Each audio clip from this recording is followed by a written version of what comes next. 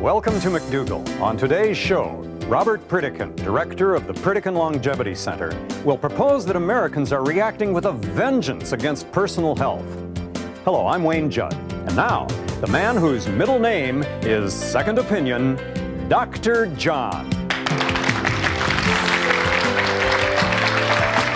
day, Wayne. Good to see you. Good to see you.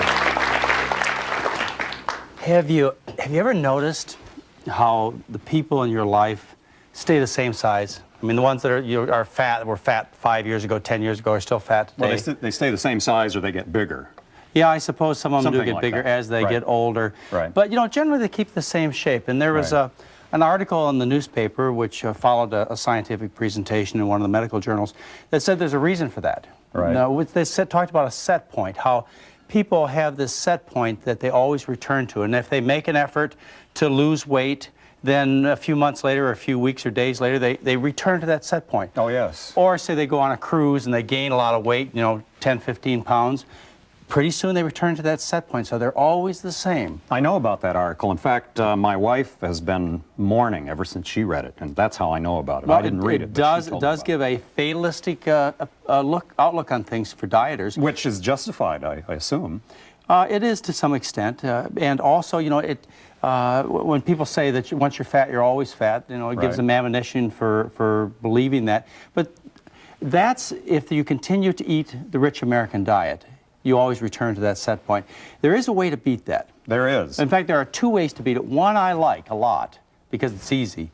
And the other one, other people may like a lot. They may find it easy and enjoyable. The one way that really works well, and a lot of people have discovered, you probably have friends and relatives who've gotten into this, is to exercise. Right. But the kind of exercise you have to do, I mean, it is a lot of exercise. You have to become a long-distance runner or dedicate an hour or two to exercise a day. And quite honestly, personally, that doesn't appeal to me. I don't have time for that. There's no way I can. But there are a lot of people out there who do, and we should pat them on the back and compliment them for getting that kind of exercise because it's so good to them. But I want to tell you the really easy way.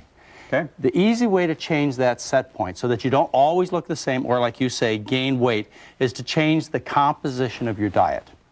And what I mean by that is the diet is composed of protein, fat, and carbohydrates. And the way you change that set point, and the only way you can change it permanently and, in my opinion, effortlessly, is to change that composition. Now, Americans will eat 40 to 50% of their calories as fat. 30–40% of their calories as carbohydrate. Okay, some examples of what that means. Well, they eat meat, they eat dairy, they eat vegetable oils, they eat, you know, some bread, some potatoes. Wait a minute, vegetable oils are bad? Well, it's 100% fat. Vegetable oil is 100% fat. So here you end up with... If you can't trust a vegetable, who can you trust, John? Well, you want to be careful of those oils. Those are not vegetables themselves. Okay. They're processed. All right. Okay, so you've got a diet that's, say, you know, 40–50% fat. The way you change this so that you permanently and effortlessly can change your body size, and I mean permanently, is you change the composition so you bring the fat way down, and I like maybe 7, 8, 9, 10% fat, and the carbohydrate way up to, say, 70, 75, 80% carbohydrate. So you have, and you do that forever? Yes, and you end up eating the most delicious foods there are. Oh, I think I was going to say you end up eating food you don't like very much. You end up just have to be miserable all your life. These are the comfort foods, Wayne. The comfort foods. People really like these things if they stop and think about it. They like oatmeal for breakfast. They like waffles and pancakes made of the right ingredients. Hash brown potatoes, cooked, of course, without that vegetable grease. But then they're pretty dry, aren't they? No, you put a little ketchup on top. You Choke put a little them down, barbecue sauce. okay. No, they're delicious. All right. And you also can have things for lunch like vegetable soups, and for dinner like bean burritos, spaghetti marinara sauce. This is a diet based on starches with vegetables and fruits. And this kind of diet, when you look around the world where people eat high-starch diets, like in Asia where they eat lots of rice, or you look in Africa where they eat millet, bean, corn, or in South America, in the native parts of South America where they eat corn and beans and other grains and vegetables. They're always thin people. Except that they die sooner than we do. Well, so they die of what's the infectious advantage? diseases. They don't die of heart disease, breast cancer, colon cancer that we die of in this country. They die of infectious diseases, problems that we have overcome. But these people are always trimmed from Asia and from Africa and from other places, parts of the world where they eat starch-based diets. But they lose that immunity to obesity when they move to a rich country like the United States. And then they change the composition of their diet. They go from 80% carbohydrate down to, say, 40% carbohydrate. They go from 10% fat to, say, up to, you know, 40–50% fat. And they get fat and they get the diseases that are common in our society. So that's how you control your set point, is you become well informed about food, you learn about the importance of the composition of the diet, and then you choose the right composition of your meal plan. It's the most delicious foods that anybody could possibly design, and you put together a tasty meal plan with the right spices, and you end up effortlessly, and that's the real secret, effortlessly eating a diet that lowers your weight set point so that you always be trim, and it's no coincidence that same diet allows you to be healthy. So you're saying that the Americans shouldn't eat the American diet? The American diet is a diet of kings and queens. We end up looking fat like kings and queens. It's a sad situation, but it can be changed. And we're going to get more information on how to change that rich American diet. We're going to get it from one of the experts in this country, a great friend of mine, Robert Pritkin, who's going to tell us about some diet myths and also the backlash of the American public to dieting. We'll be back in just a moment.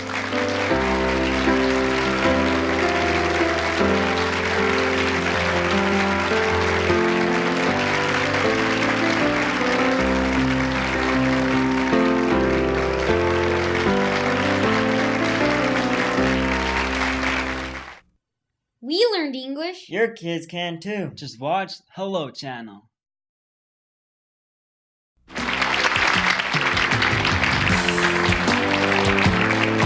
And welcome back. Joining us is Robert Pritkin, director of the Pritkin, do you still call it the Longevity Center? Yes, we do. Well, that's a good name for it. I've known Robert Pritkin for years, a man I have great respect for.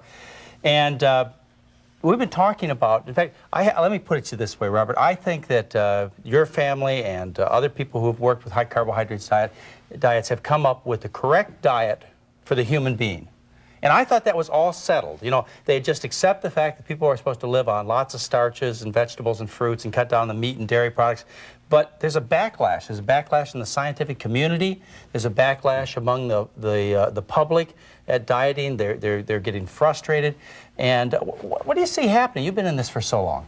Well, I personally think it's a very good thing, because the way that people have tried to diet and lose weight in this country has been scientifically bankrupt. It hasn't worked.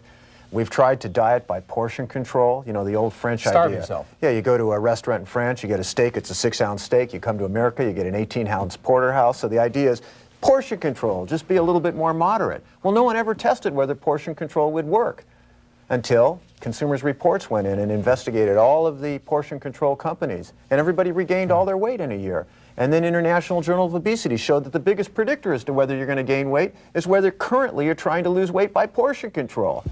So then a lot of people said, well, diet is deprivation. You've just got to exercise. Dieting doesn't work. Dieting doesn't and work. There are scientific articles that tell us dieting doesn't work. So we might as well give up, just stay fat. Well, then they said just focus on exercise. And then there was a study done last year that showed on a typical American diet, 60 minutes on a treadmill, you can still be in positive calorie balance. It means you're gaining weight doing 60 minutes a day on a treadmill. Right. No wonder Americans have gained 8 pounds in 10 years. Yeah, that exercise part, that's a lot of work. That's a lot of work. And in fact, what do they call it now? The pleasure revenge. For the first time in 10 years, per capita consumption of meat, dairy, yes. Why? Lard, oil, sugar, all up. Yeah, people are up too as far as the weight goes. 8 pounds in every age group. Americans are fatter. And why is that? Well, the reason is that we have adapted over millions of years to deal with a problem that we don't really have much of in today's society, which was feast-famine.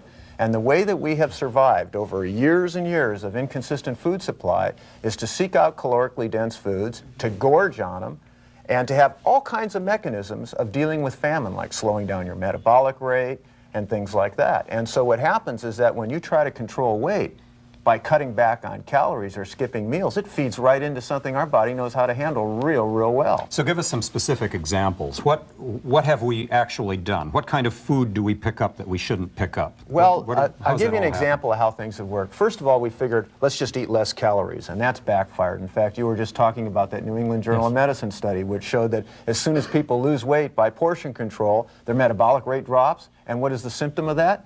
Hunger. Cold, irritable, and hungry. That's a great person to want to hang around with. If they didn't get their weight back, we'd make them get their weight back. Right. Just to Just change to be able that to live with them. Exactly. And they always regain the weight. Diets always fail. I mean, you know, this is something every diet has learned. You're always going to fail, so why bother? Well, there is a way to solve it, obviously, and I think the best way to look at it is to look at the Pima Indians. Now, here's a group of people that we think are genetically have diabetes. What 40% of the Pima Indians in this country are diabetic and they're obese. Well, you go over to Mexico where they're on their traditional diet, Same genetics, and they're beans. thin. Right, no Thin Pima, diabetes. an obese Pima Indian. What is the magical difference going on? They're eating to satiety, they're eating the foods Right. that they've been on for years and years. It's a fuel change. It's a fuel change. Yes. We're eating a fuel that we were not designed to be So consuming. is there any hope for the American public? Are they ever going to get it right? Are they ever going to understand that they're not trapped into obesity and sickness, that they do have control of their life? Well, there's been a few missteps. I'll give you a perfect example. Let's call the fat-free movement. That's a perfect misstep. Okay, we're going to go fat-free because Right. the fat we eat is the fat we're going to wear. Fat-free cakes, so we'll have fat-free cookies. Oh, fat-free yes, love snack them. wells and Absolutely. yogurts, and all of Absolutely. a sudden we're getting fatter than ever before. And all of a sudden we've realized that when you refine these carbohydrates, take them out of their natural starch shape, take all the fiber out, bring them to their closest calorie-dense point, your body has a hormonal response called an insulin reaction. Yes. Insulin spikes up. Insulin causes us to retain the fat. It increases the amount of food that we're going to convert into fat and store it. And I've noticed you pulled this article out called Syndrome X. We've Yes. developed an entire syndrome based off of these fat-free products, which are the best thing in the world for weight So the control fat-free businesses. products are actually giving people a false sense of hope. They think it's calorie-free. Are you Right. saying we shouldn't continue? One of the things I've done since I've become more health conscious, I love reading packages in grocery stores. It's wonderful fun, reading packages. And all those zeros, I grab them all. Zero fat, zeros, zero zeros. I look cholesterol. for the zeros. And is that bad? Is Well, my no, body playing tricks on me here? Well, first of all, fat-free doesn't necessarily mean it's going to make you have something that you're going to lose weight. For instance, a product like oatmeal, which isn't fat-free, it's 13 to 15% fat, is a fantastic product for losing weight because it doesn't cause a big insulin response. It has slow emptying out into the sugar, a nice slow level, keeps you have good satiety for a long period of time. To compare that to something like shredded wheat, which you would consider to be zero fat, that ought to be better than oatmeal. Can you give us just Absolutely a it word isn't. on the insulin, this insulin reaction Yeah. that a layperson could understand? Okay, Because I'm what- not clear I understand what you're saying. What happens is that when sugar comes into the blood, your body will convert it, either put it into the muscles to burn or turn it into fat. And it does this through a hormone called insulin. Now, normally when we would eat foods that contain sugar, like starches, it takes a long time for these sugars to break down, so a little bit of sugar goes in and the insulin trickles in. But now we refine these products. We've got these in these little calorie bombs, these snack wells, and we eat these things and boom, all this sugar hits us at once. The body Pure sugar. responds with all of this insulin, and the insulin causes all the fat that's in our fat cells to stay there, so we can't burn the fat, so we effectively turn off our fat-burning machinery. And these elevated insulins also raise our I see. appetite, which make us very hungry for what? Another calorie bomb. Right. And they're also associated with certain diseases. Well, that's one of the Elevated big insulin levels. problems, is that in our society, particularly where we have some upper body fat, the average American is walking around with 25, 30% more insulin. Just like our cholesterols are high, That's our amazing. insulin levels are high. And if you have a genetic propensity for diabetes, this elevated insulin will lead to diabetes as well. And in fact, we've published a paper a few years ago where we show that the average person that comes into our center drops their insulin 30%. All of a sudden your fat storage ends, so you start burning the fat, your appetite drops, and you can eat to satiety and lose weight. Okay, but there is a backlash. There's a backlash in the scientific community against high carbohydrate diets. And when we get back, I want to talk about that backlash with you, Robert Pritkin. We'll be back in just a moment.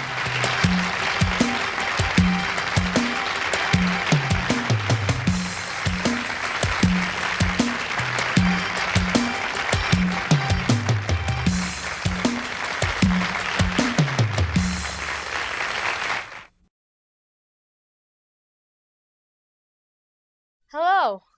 Hello. Hello. Hello. Hello.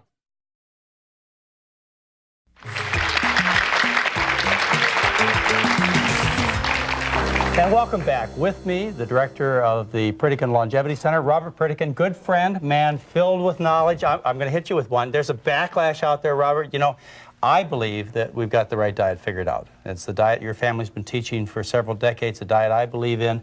It's a diet of carbohydrates, fruits and vegetables primarily. But the backlash is coming to us and saying that kind of diet's harmful. In fact, a newspaper article was handed to me by one of the audience participants says that a high carbohydrate diet can raise blood sugar, can drop your good cholesterol, it can raise your triglycerides. It sounds like something pretty terrible. It's absolutely true that there are certain kind of carbohydrates that can do that. But just like all fats aren't created equal, All carbohydrates aren't either. And when you have our body's designed to have carbohydrates in their natural, unrefined, and that's the key word, unrefined state, filled with all the natural fibers. Like whole grain rice and potatoes. Potatoes, tubers, and those sorts of things. But when you refine the carbohydrate, and they hit your blood fast because there's nothing to slow it down, they will have a large insulin response. They can produce triglycerides. They can raise your blood sugar. It even says it raises your blood pressure. Well, that's one of the consequences of this syndrome. In your center, you've studied thousands of people. I mean, you don't see that. You see the opposite, don't you? We just published a paper last month in Diabetes Care, a study of 667 type 2 diabetics, the exact diabetic we're talking about. They all had what they call Syndrome X. Let me tell you what Syndrome X is. You can have a normal cholesterol level, but if you have Syndrome X, you can have the risk of a heart attack of somebody with a 250 cholesterol level and a cigarette in their mouth. And what is Syndrome X? It's elevated triglycerides or blood fats, elevated insulin, depressed HDL or good cholesterol, and high blood pressure, and it's almost always associated with some upper body fat. Right. I see that a lot. I mean, that's a typical patient that I see. That's a typical type 2 diabetic or a person with insulin resistance. The wonderful thing is, though, you can cure this in about 2 weeks. You can get it. Syndrome X is out the door, right? You can completely neutralize it. In fact, we showed in our study that we published last month that the majority of these individuals, not only can we reduce all these risk factors to a normal level, we get them off insulin, we can get them off oral agents, and we did a 5-year follow-up study on that showing the same sorts of things too. The problem is, and the reason why these researchers are finding this problem, is they do something that's what we call a laboratory abstraction. Let me tell you what they do. They take people on a low-fat diet, and they take people on a high-fat diet, but they make them eat the same amount of calories. That means on a high-fat diet, where it takes many more calories to feel full, you're hungry all the time. And on the low-fat diet, where it takes many less calories to feel full, you're stuffed. But the way they want us to solve this problem, the people who promote this theory that high carbohydrate diets can be bad for some people, is they want us to eat more oil, more olive oil, more other vegetable oils. That's a great idea. Ask the Pima Indians how well that worked. Now, these are individuals that have Syndrome X. And in Mexico, where they're on their natural high-carb, low-fat diet, they're thin and they don't have Syndrome X, they move to America. We put them on all these food support programs, took them away from their native diet, gave them exactly the kind of diet these diabetic researchers want to give them, and they have the most diabetes of any group in the world. What a solution. Fat, including vegetable oil, deregulates diabetes, doesn't it? It makes the blood sugar go up higher. Even fish fat. They've been doing many studies that show fish fat makes. The problem is, that's true with the fish fat, but the problem is that when you're on a high-fat diet, you tend to eat more calories. And when you tend to eat more calories, you tend to gain weight. And when you tend to gain weight, if you have a propensity for diabetes, it is exacerbated and your insulin goes up, which makes you even hungrier. All of these problems start that way. How are you possibly going to deal with these diseases of obesity by going to a high-fat diet? Let's get our phone call now. Hello? Hello? Yes, you had a question for Robert Pritkin. Yes. I read recently that it's dangerous to let your cholesterol get too low, like below 160, because there's an increased risk of diseases like cancer. Any comments? Yes, that was the study that came out of Israel 2 weeks ago, and it's really the son of another study that came out, which was the son of another study. That have said that. Let me tell you how that all originated. First of all, it's much like the Metropolitan Life Tables that used to say if you were too thin, you had a greater risk of dying and you should be a little bit overweight. And then all of a sudden someone said, let's take the smokers out of the group.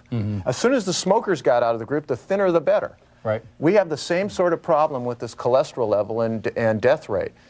Certain diseases lower cholesterol, colon cancer. Right. If your cholesterol starts dropping and your weight drops and you haven't had a change in diet, I would call up a physician. You've got some serious problems to be concerned with. Colon cancer lowers cholesterol. If you take those people out that have wasting diseases, all of a sudden, take the sick people out, and then the lower the cholesterol, the better. In fact, if you look at international studies, the lower the cholesterol, the less colon cancer, the less prostate cancer, the less breast cancer, and the less heart disease. Thank you, caller. You think there's any hope? Will the public really understand it, and will the backlash stop? Well, I'm hopeful that they will, much like they gave up on the dieting, on this portion control. And maybe they're going to find it through Oprah and not through us, I'm not sure. Oprah certainly has made a big impression. She showed you how not to do it. And how to do it. She's still exercising a couple hours a day. If she get that fat even further down in her diet. Well, the problem with exercising that much is if you get an injury, and you haven't really, if you've been controlling your weight through exercise and you get an injury, and when we, as they say, the older the model, the more time in the shop. They say that, huh? Of course, for most of us who are lay people, It takes a good bit of faith to eat right, doesn't it? Because we don't understand all of these Yeah, but you studies. see There's a lot that we don't understand. so quickly. Well, first of all, you don't have to have delayed gratification. When you go on this type of approach that we're talking to, your cholesterol drops in 2 weeks, blood pressure, blood sugar. But the most important thing, and this is where the whole set point argument comes in, you start to lose weight without hunger. This is crucial. Now, it's not going to be a rapid weight loss. And people like to see the results. And that's one of the things that your program has given people is a chance to do something that's tangible, that works, and they see the results. Robert Pritkin, I want to thank you very much. I want to thank you for all the contribution you've made. And it's really great to have a program that works. Well, we've been showing it for a long time, and so have you. And we'll be back in just a moment with Robert Pritkin.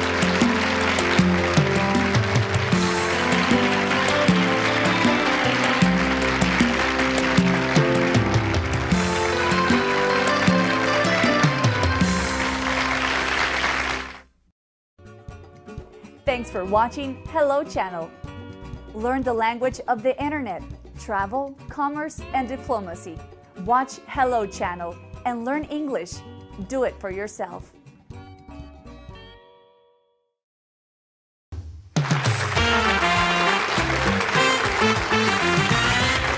We're back with Robert Pritkin talking about the American diet and how to solve its problems. Well, the first thing we need to do is to recalibrate our attitude. For instance, when people come to me and say, you know, Robert, I've lost 10 pounds in 2 weeks. Yeah. And I say, I'm really sorry to hear that, because the only way you could have possibly done that was by going hungry and reducing your set point, which means that you're going to regain the weight. What I'd much rather hear is say, Robert, I've changed my lifestyle. I'm eating frequently, I'm eating the right kinds of foods, and I'm taking a walk every day. And guess what?